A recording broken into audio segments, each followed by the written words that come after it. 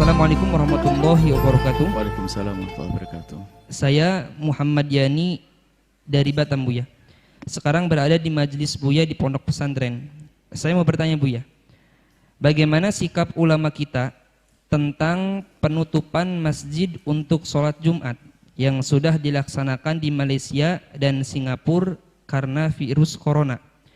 Bahkan demi menjaga masyarakat dari virus corona tersebut, diberitakan bahwa di Kuwait kumandang azannya berubah.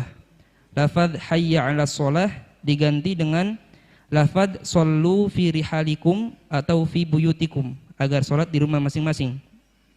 Apa ini juga memang dibolehkan, Buya? Dan bagaimana kita harus bersikap dengan adanya wabah semacam ini? Banyak himbauan yang juga diserukan oleh pemerintah di Indonesia, di antaranya yaitu agar menghentikan kegiatan mengumpulkan massa, meliburkan sementara kegiatan di sekolah, dan himbauan dari Dinas Kesehatan juga agar menghindari salaman untuk mencegah penyebaran virus corona. Bagaimana kita harus bersikap, Buya? Syukran, Buya. Bismillah. Yang pertama yang kita perlukan adalah kejujuran. Kejujuran dari pihak dua, dari pihak pemerintah. Yang kedua dari pihak medis. Kalau memang dari pihak medis dan pihak pemerintah itu jujur sesuai dengan kapasitas mereka, medis dengan ilmu mereka, lalu memutuskan bahwa umat tidak boleh berkumpul-kumpul dulu untuk sementara, biar di rumah masing-masing untuk menjaga. Jika dia jujur dengan ilmunya, maksudnya tidak ada tekanan apa-apa, jujur dengan ilmunya, dan pemerintah pun dalam irama menjaga umat secara sesungguhnya, maka wajib kita patuhi. Wajib kita patuhi. Sholat Jumat tidak ada di masjid, maka selagi masih ada perkumpulan 40 orang mustautinin, adakan di mana saja. Kalau ternyata nggak bisa, tidak usah melakukan sholat Jumat, sholat duhur. Kalau memang betul, tapi kejujuran dari medis, kemudian dari pemerintah yang ingin menjaga umat demi kebaikan mereka, maka itu sah jika demikian itu.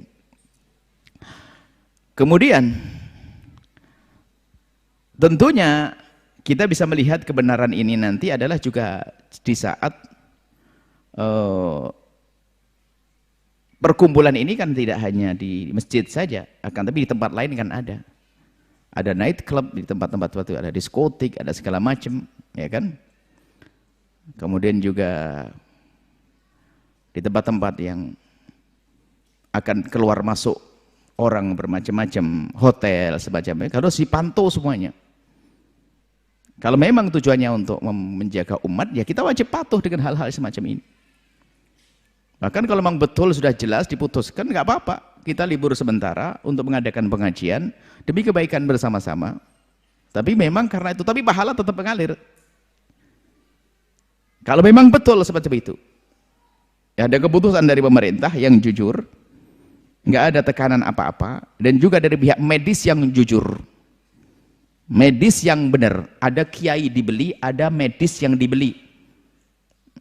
Tapi kalau kiainya jujur, maksudnya ya di sini perlu medis yang jujur sesuai dengan kapasitas ilmunya. Dia mengatakan memang begitu, ya kita wajib fas'alu ala dzikri in kuntum la ta'lamun. Kalau kau tidak mengerti, tanya ahlinya. Boleh yang semacam itu. Dan ini disamakan memang kalau memang ada uzurnya melakukan Jumatan itu banyak. Jadi orang melakukan Jumat itu banyak uzurnya. Uzur min a'dzari al-jum'ati, termasuk uzur meninggalkan Jumat adalah jika tidak aman di tempat tersebut. Aman itu macam-macam kisahnya. Termasuk begini bisa saja dianggap sebagai tidak aman, bisa saja. Dan tidak dosa meninggalkan Jumat kalau betul seperti itu. Nah, ini jadi nggak usah umat Islam dengan ilmu nggak usah pusing begitu. Kalau Anda sholat di rumah masing-masing ya bisa lumayan dengan keluarga bercengkrama hari Jumat dan sebagainya. Tapi itu yang perlu adalah kejujuran dari pihak pemerintah dan ini. Nah kan kita tidak tahu jujur tidaknya, sudahlah. Kalau memang peraturan semacam itu, kemudian Anda tidak bisa melakukan Jumat, berarti itu uzur sudah, tidak usah khawatir. Kami himbau kepada Anda di Singapura, di Malaysia, kalau memang tidak boleh ya tidak usah ke masjid untuk sementara. Bahkan mungkin dalam beberapa waktu Anda ditahan tidak sholat ke masjid karena demi kebaikan. Setelah itu akan muncul kerinduan yang luar biasa, yang dulu nggak pernah ke masjid jadi ke masjid setelah itu. Bahkan mungkin kalau ternyata majelis ini harus ditutup untuk sementara, kita tetap adakan pengajian biar nggak ada yang hadir, Anda bisa dengan televisi di rumah Anda, sehingga semuanya akan hijrah membuang televisi yang nggak jelas diganti dengan televisi Al-Baca. Wah, lumayan jadi baik kan? Nggak apa-apa, perlu ditutup kalau begitu pengajiannya. Biar semuanya merubah di rumah tangganya menjadi tontonan televisi yang positif. Setelah itu dibuka lagi ada kerinduan lagi, ya nggak usah masalah. Jangan biasa membuat konfrontasi. Kalau memang keputusan itu nggak ada masalah keputusan. Saya tidak pernah, tidak sejauh prasangka buruk sana sini. Kalau memang keputusan seperti itu, patuhi saja. Dan saya pengen juga dari pihak yang berwajib dengan jelas-jelas datang. Kalau ke tempat ini datang. Kalau Anda pengen datang ke sini, jelaskan siapapun dari pihak berwajib datangkan. Selagi belum didatangkan, kami mendungu. Kami rakyat, Anda pelayan saya, wahai para pejabat, kan begitu. Kami tugas saya menjadi pelayan Anda di dalam mengayomi masyarakat semacam ini, ngurusi masyarakat. Tapi Anda, wahai para pemerintah, wajib memberikan pengarahan kepada kami. Agar kami saat menjaga umat ini lebih benar, gitu loh. Ini kan ngurusi umat, ini ngurusi rakyat Indonesia Raya kan begini ini.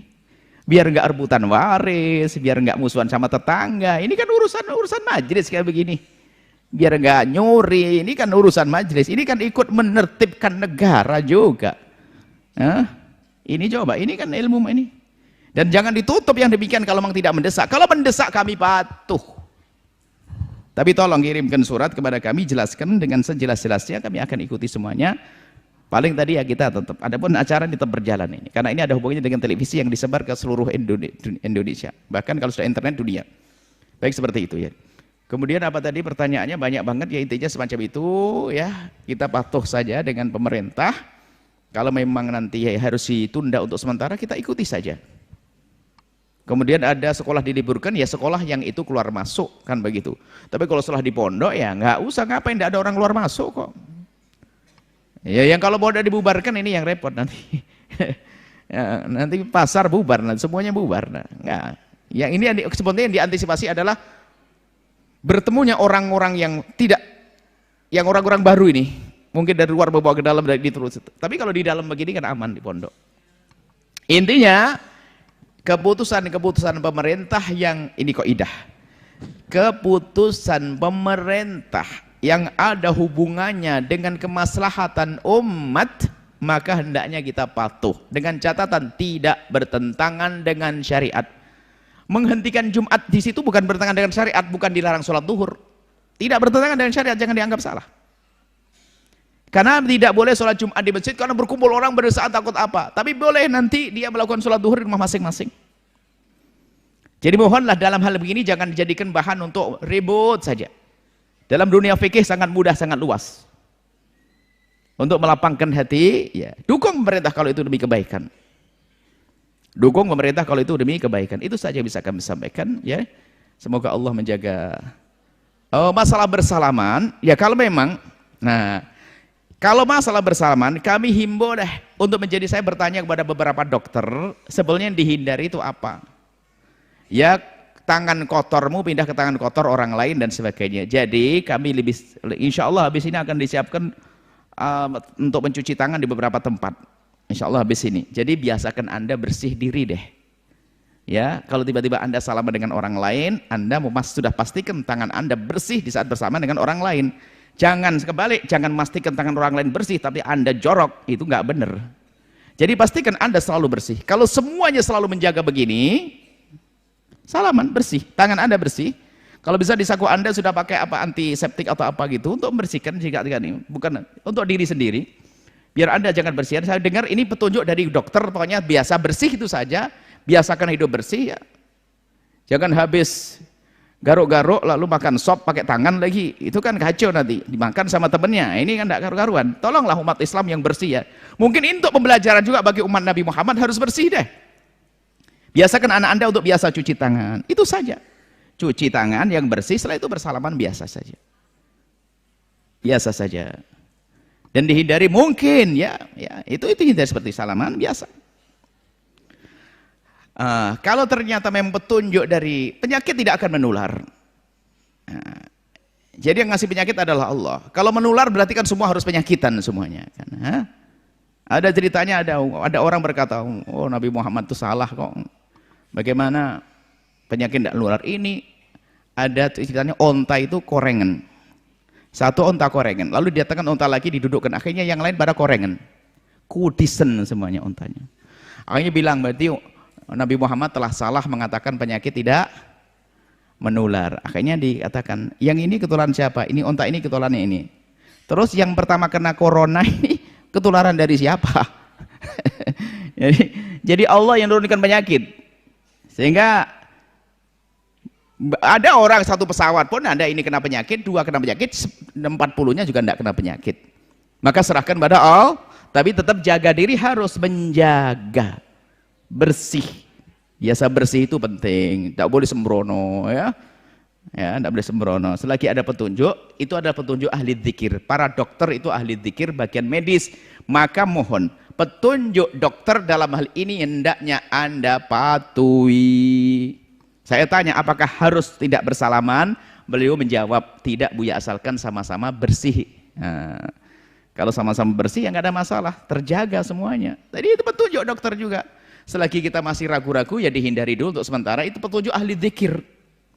Petunjuk ahli dzikir para dokter semacam itu. Nggak apa-apa, dipatuhi dulu sementara. Nanti setelah itu tambah rindu untuk bersalaman. Tentunya yang maksud salaman ini laki-laki dengan laki-laki, perempuan dengan perempuan, sesuai dengan syariat Nabi Shallallahu Alaihi Wasallam. Ini saja, wallahu a'lam bissawab. Kemudian afwan Buya, untuk perihal lafadz hayya 'alas shalah yang diganti. Memang ada pada zaman Nabi tentang itu, kisahnya kisah hujan deras. Di saat orang tidak bisa pergi masjid, hendaknya shollu fi rihalikum. Seolah-olah kalian di rumah masing, dan ini bisa saja disama dalam ini menyuruh akhirnya jangan sampai tidak sholat. Jangan sampai tidak sholat. Kalau hayya 'alas shalah kan disuruh kepada ini. Ini kisahnya adalah di dalam satu, kalau makanya kita ada di dalam Islam, di dalam kita itu ada namanya sholat jamak karena hujan.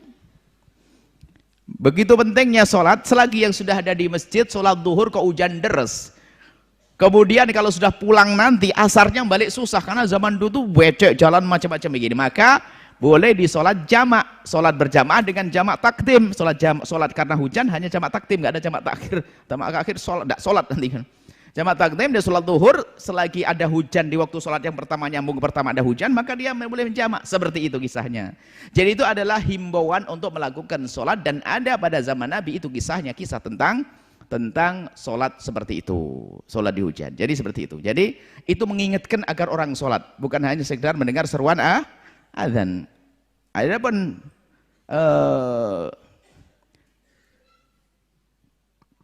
ada hal lain lagi ya mungkin ya, masalah-masalah semacam ini.